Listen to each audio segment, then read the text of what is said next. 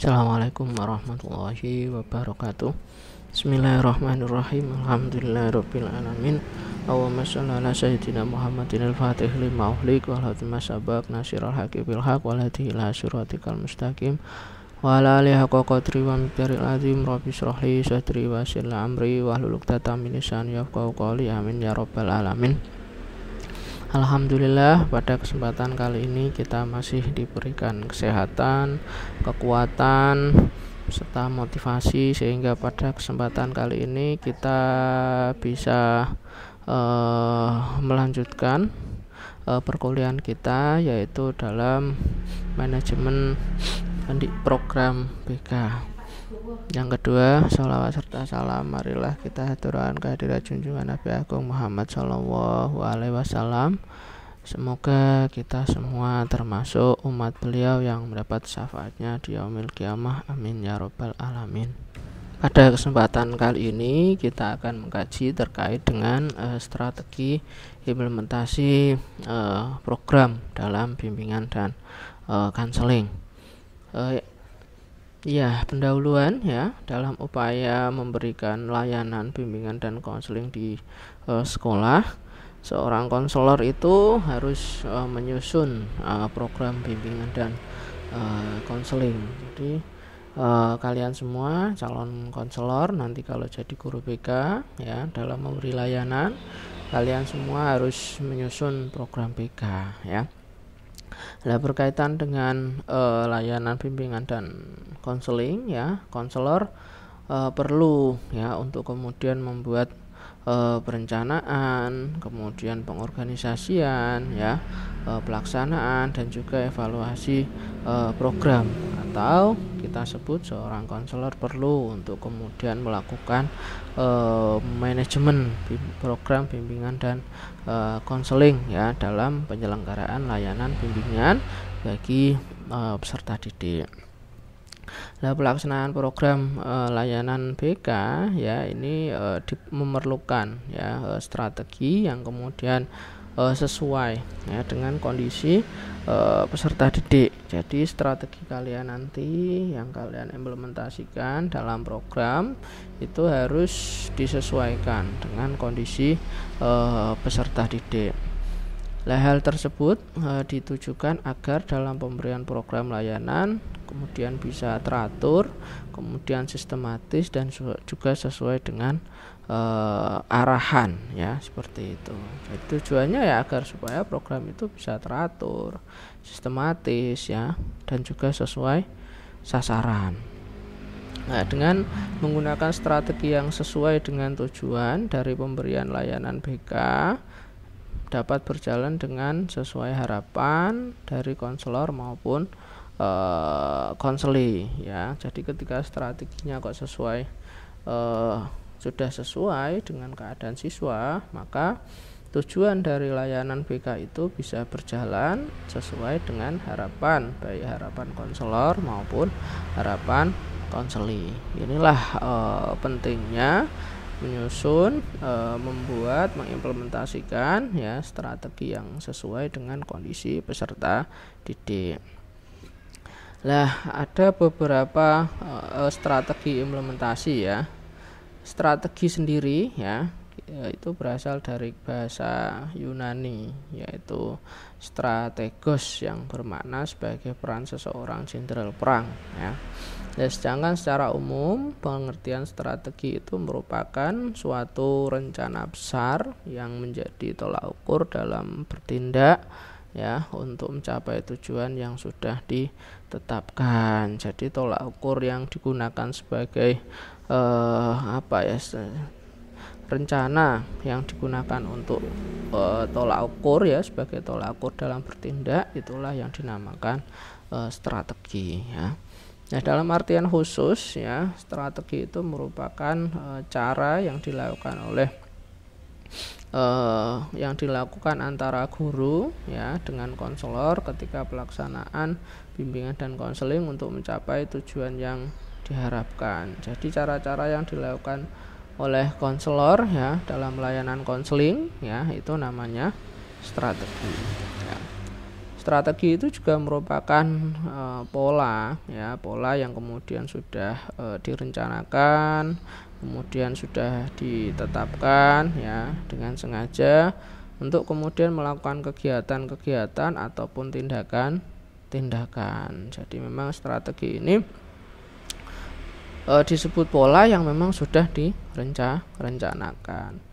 Nah, strategi itu juga mencakup siapa yang terlibat dalam kegiatan. Jadi dalam strategi yang pertama itu siapa saja yang terlibat. Terus kemudian isi kegiatannya seperti apa, proses kegiatannya bagaimana, kemudian sarana prasarananya seperti apa yang kemudian bisa menunjang kegiatan. Itu adalah strategi implementasi. Nah, strategi implementasi di dalam program BK itu bisa diimplementasikan ya dalam berbagai aspek bimbingan konseling komprehensif.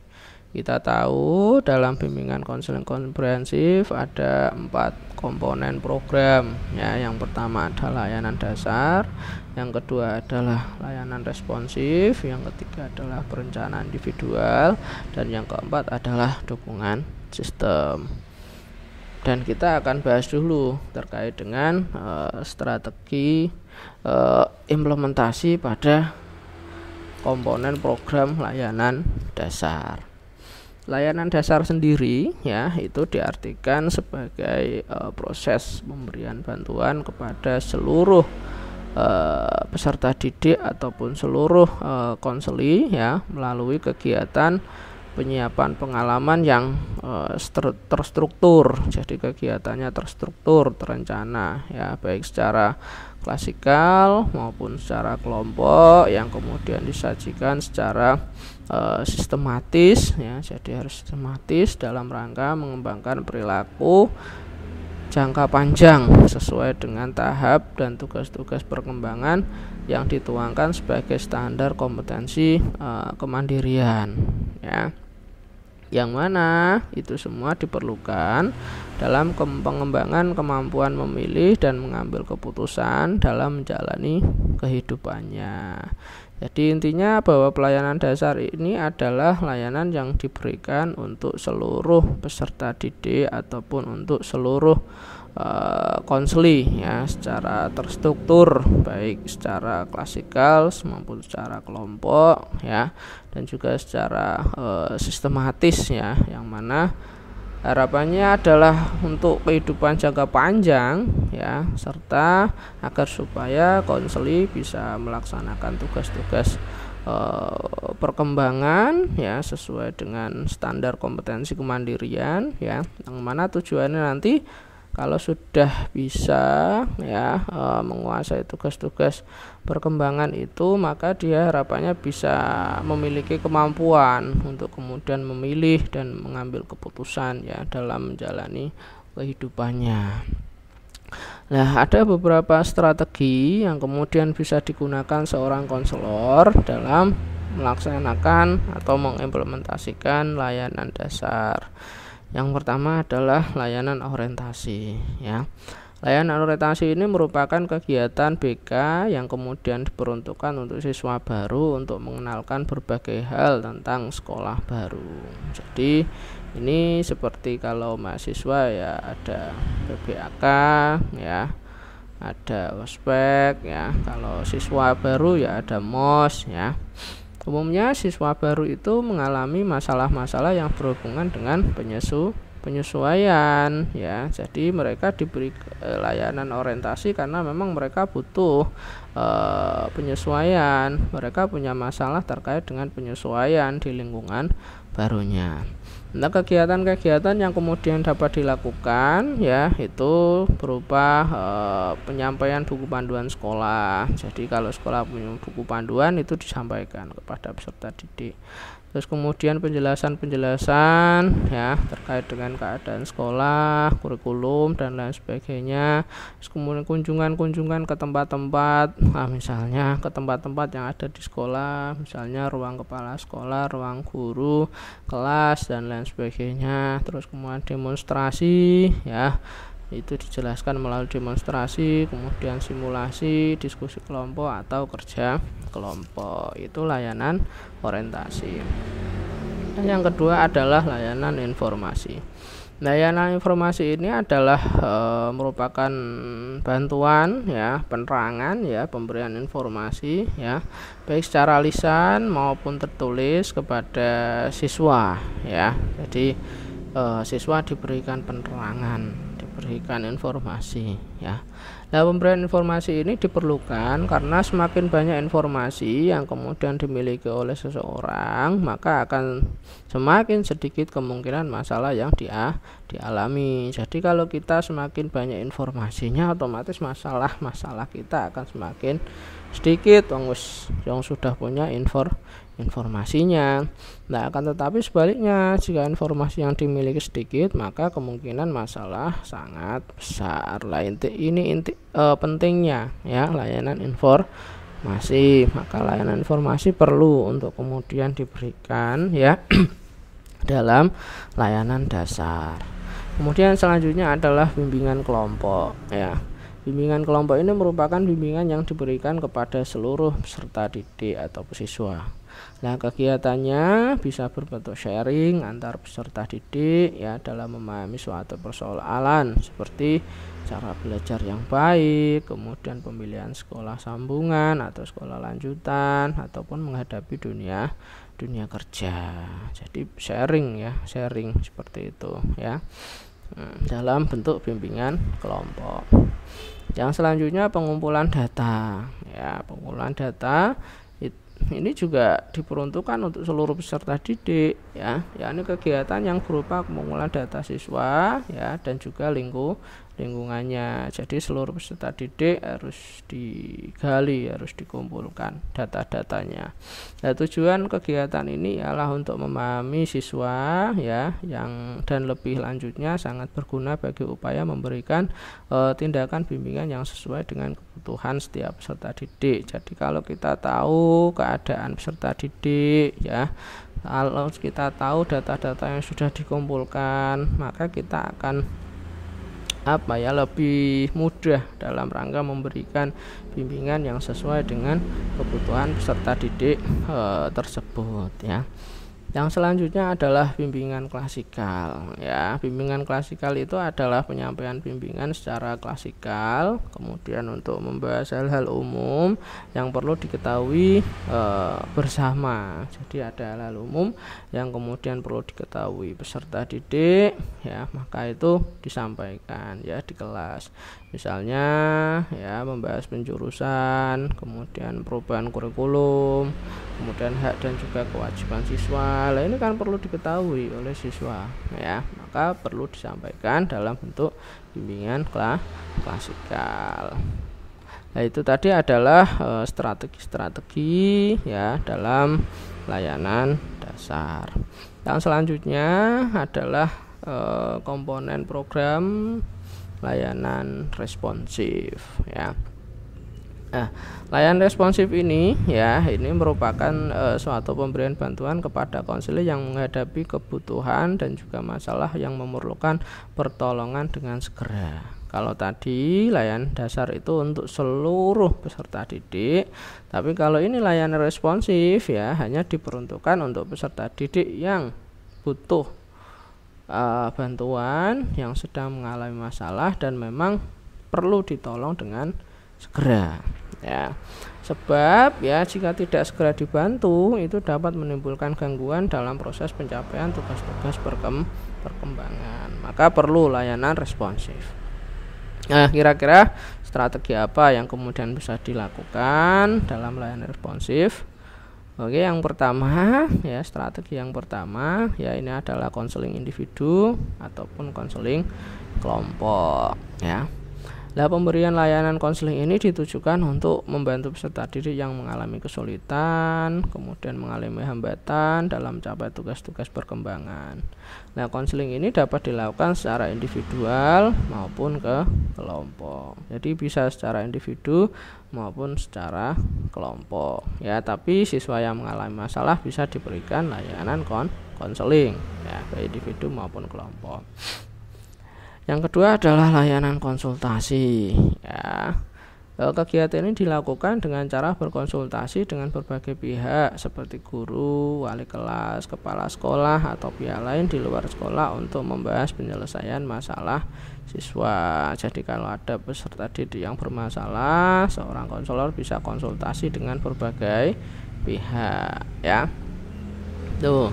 Terus kemudian yang selanjutnya adalah kunjungan rumah, ya. Ini adalah merupakan upaya mendatangi rumah peserta didik ataupun siswa untuk lebih memahami siswa dan terutama lingkungan rumahnya. Jadi home visit atau kunjungan rumahnya, yaitu rumah siswa didatangi agar supaya seorang konselor bisa memahami peserta didik, ya, utamanya terkait dengan lingkungan rumah peserta didik tersebut. Nah, di samping itu, ya, home visit atau kunjungan rumah itu sendiri, ya, itu dapat pula digunakan untuk membahas penyelesaian masalah konseling bersama dengan orang tua. Jadi selain mengetahui keadaan peserta didik melalui lingkungan rumahnya, dari home visit ini seorang konselor juga bisa membahas penyelesaian masalah konseling, ya, bersama orang tuanya, ya, ataupun wali siswa. Yang selanjutnya adalah konferensi kasus, ya. Konferensi kasus di sini itu merupakan rapat bersama, ya, dengan berbagai pihak yang ada, yang mana kaitannya dengan masalah yang sedang dihadapi oleh konseling. Jadi masalah konseling itu dirapatkan bersama dengan berbagai pihak, ya, dengan kesiswaan, kemudian dengan wali kelas, dengan guru mapel, ya, kalau perlu dengan kepala sekolah, dengan orang tua, ya. Nah, dalam rapat itu dibahas masalah yang terjadi dan utamanya pembahasan untuk mendapatkan kesepakatan cara pemecahan masalah bersama yang dianggap tepat. Jadi dibahas kira-kira bagaimana sih caranya menyelesaikan masalah secara tepat untuk peserta didik tersebut. Nah, itu namanya konferensi kasus. Yang selanjutnya adalah bimbingan teman sebaya atau peer guidance, ya. Ini merupakan kegiatan bimbingan dengan cara memanfaatkan teman sebaya yang sebelumnya telah dilatih, kemudian memberikan bimbingan kepada sesama teman. Jadi teman sebaya dilatih untuk kemudian dapat memberikan bimbingan kepada teman yang lain agar supaya teman yang sudah dilatih itu bisa membantu untuk menyelesaikan masalah temannya yang lain. Yang selanjutnya adalah referral ataupun alih tangan. Ini merupakan kegiatan yang kemudian dilakukan dengan cara memindahkan penanganan konseling kepada pihak lain. Jadi kalau kemudian konseling merasa sudah keberatan untuk kemudian menangani kasus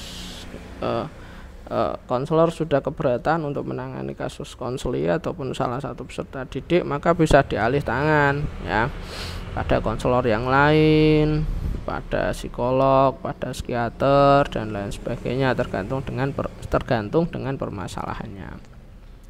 Yang selanjutnya adalah kolaborasi dengan pihak lain, yakni menjalani kerjasama seperti dengan orang tua, komite sekolah, konselor di sekolah lain maupun helper lain yang ada untuk kepentingan pemecahan masalah konseling, ya.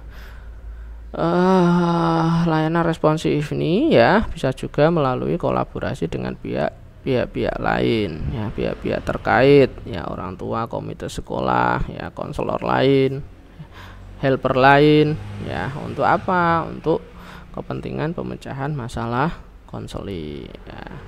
Itu tadi untuk layanan responsif. Yang selanjutnya adalah layanan perencanaan individual.